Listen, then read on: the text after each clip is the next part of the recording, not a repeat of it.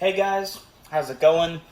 Um, I know it's been a while since I posted a video, and I normally only make videos when I'm bored, I want something to do. Um, so I never had a consistent schedule, and I kind of thought about it, and I was thinking I do enjoy actually making knife reviews, putting my input on a product and kind of letting people get another opinion when they're looking at a knife. Um, Even though many of the knives I have that you see before you right now, there are plenty of videos out there on, and you don't need to watch mine. But I still feel like, why the fuck not, right? So, going back, seeing some of my older videos, I didn't have like a set schedule. I didn't have a set way I went about things, and they just seem cringy. You know, when you watch your own videos and you just get that cringe factor, and someone like me who has a bit of OCD, I really, really want it to be organized. So here's what I'm going to do. I'm going to delete every video on my channel except for this one. Cat, get the hell off. Thank you. Sorry, I have 6 cats, so they're going to try to jump up onto the table here, and I'm going to try to keep them off. So, back to the topic at hand. I'm going to delete them, and I'm going to re-release a video with a little more input and just a little better. And because I'm doing that, and I've had more time, like a year plus, with carrying each individual knife, and I mean a year as in, I don't carry like one knife for a year and then switch to another. I'm talking about like overall, if you add all of the times that I have carried a certain knife, it probably adds up to about a year, if not a little more, because there are some knives I really do like to carry for months on end. And so I'm going to do a video. This video, I'm just going to show you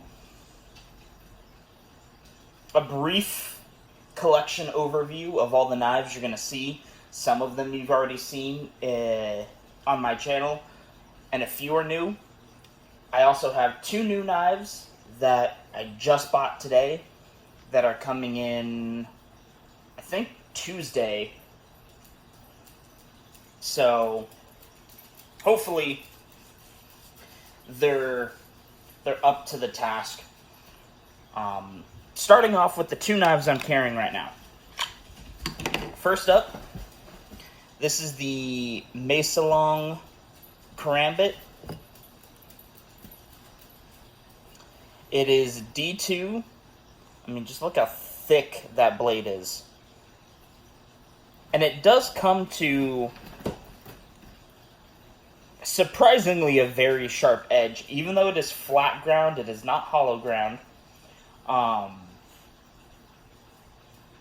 And I don't know if you can tell. Let's see if it will focus.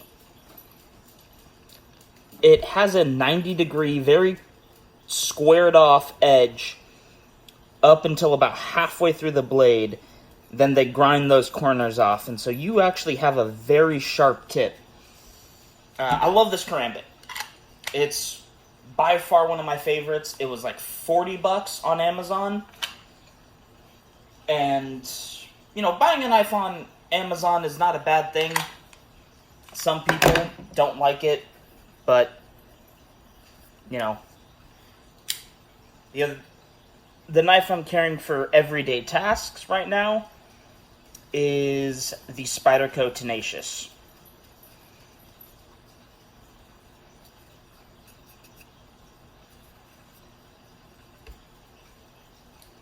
I love the Tenacious.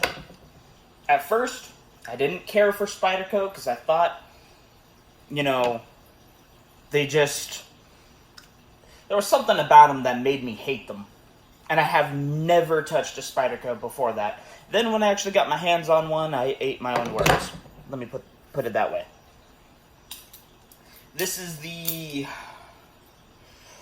Bradley Kioma? I don't know. I'm not even going to try to pronounce it. It's a Bradley Bally.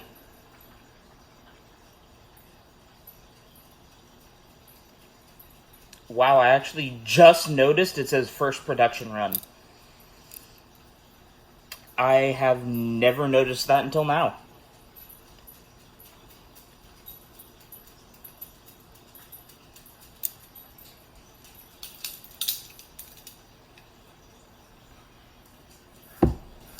This is the Ganzo 720.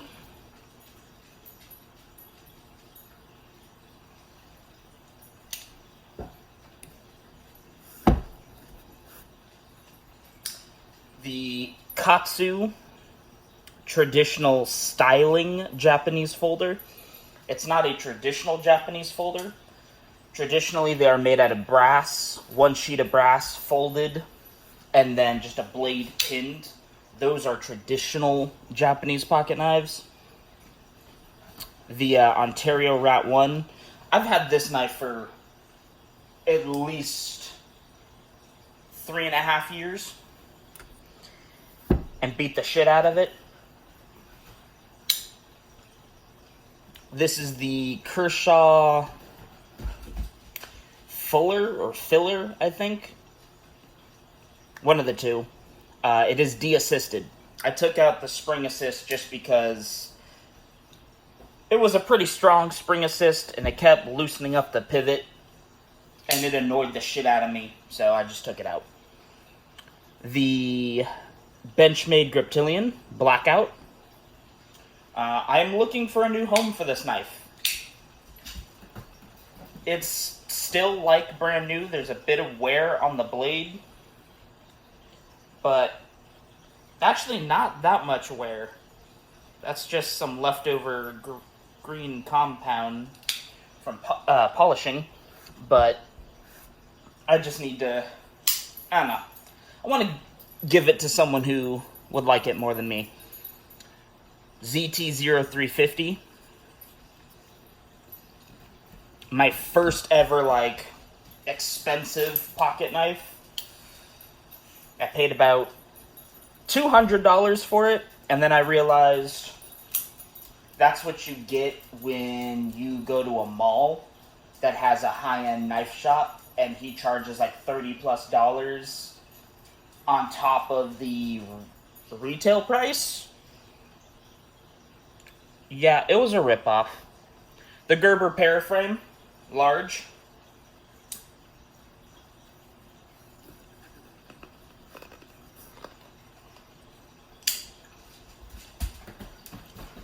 The Shizuka no Ken.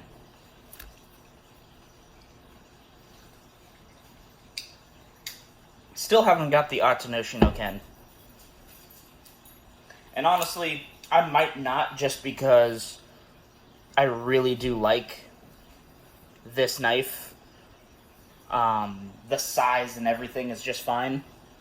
This is the M1610Z from CRKT. The only M16 knife I have.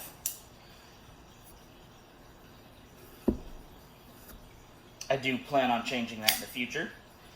This is a Browning tribal knife. Yeah, you can definitely see that is a dirty blade. There is no name to this. It did not give me a name. All I know is it is a laser engraved, I'm assuming, because you can feel the individual little ridges and everything in this blade.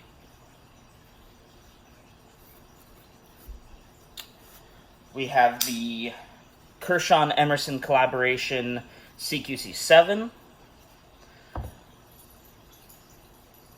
I took off the thumb disc. Did not care for the thumb disc.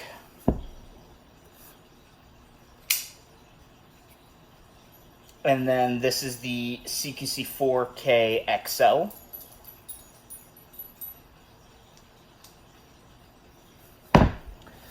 This is the fuck-up line, I guess you would call it, of the Gerber flat iron. This is before they fixed the terrible pocket clip tension.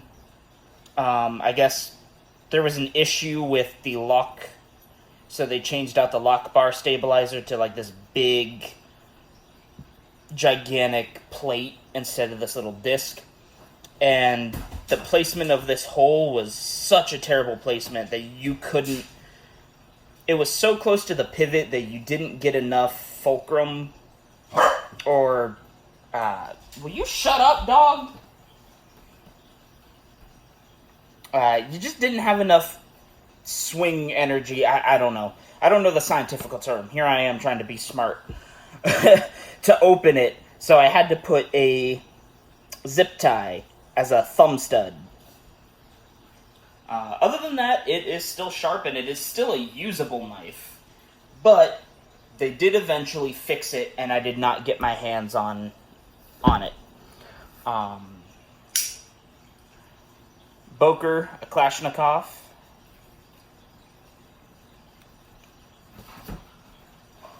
I do plan on getting a few more of these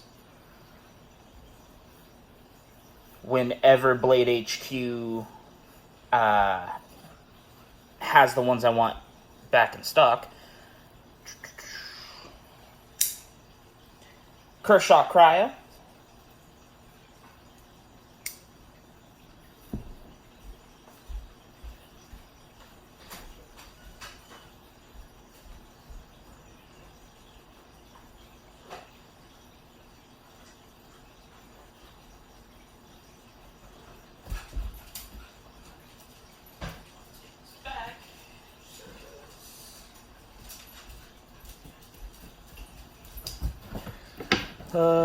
Here we go. This is a Walmart Mossy Oak $4 knife. I originally bought this one for my mother so she can carry it in her purse, but she never carries a knife. So I use it as a placeholder for this knife, Kershaw Hot Wire, that I lent to my roommate. Put that back in there since he doesn't carry it. The CRKT Fossil.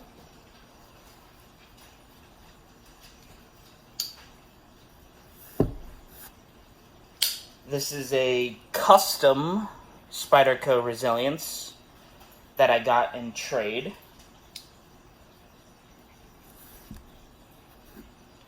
This is a clone of the Fox 479. Clone knives, a lot of people in the knife community hate them, but some, like me, don't care. As long as it's made of good quality, I don't care if you're, copying somebody else's design. Yeah, I think it's a bullshit thing to do, because you can't come up with your own original design, but on the other hand, it's like, I don't have the money to pay for a $500 pocket knife, so I'll buy this clone that's a 1-to-1 replica, and wow, this actually feels comfortable. Maybe I will save up to buy a original $500, but I can, in the meantime, carry this clone and use this one to beat the shit out of, and have the nicer one in my collection. But at the same time, it's like, you buy this $500 knife, but you don't use it because it's $500 and it looks gorgeous. Me personally, regardless if I'm gonna pay $200 or $500, it's a knife with a sharp edge and it can cut things. I'm going to use it and I'm going to want to carry it. So I try not to spend more than like $250 on a knife. Just because I'm that type of person to carry it. I have no clue who made this knife. This was given to me by my cousin inside of his fishing tackle box. It's obviously made in China, and it looks old as fuck, but I don't know, it looks cool. So if you guys know this knife, let me know. This is the Buck Inertia. One of the newest knives in my collection. I got this like maybe 4 months ago.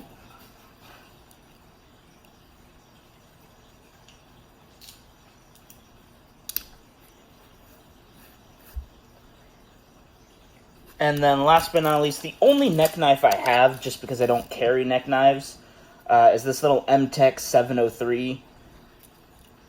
It's surprisingly a usable neck knife, even though the edge does not last long. And I never really carry neck knives, so... Oh, I actually forgot there's one hidden back here. Cold Steel Spartan. I love Cold Steel. I really do. I know some people think Cold Steel is nothing but glorified Mall Ninja stuff. But Cold Steel is actually a company that makes martial blades. I mean, they really take the time to study the tradition of the knife and the heritage behind the knife when they design one. So, like Lynn Thompson said when he designed the Luzon folder, it was a folding reminiscence of a Filipino balisong, but in a folding knife sense. You can't really carry a balisong in some states. Luckily, I live in Texas, and that's legal. But that's besides the point. So there you guys go. You're not going to see a video on this, or this crap, but everything else you will see or this knife in trade. Because it was a traded knife and it's not original. It doesn't have the original edge. It's got a custom ground edge and it doesn't have the original scales. I'm not going to do a review on it, but everything else you will see a review or a re-review.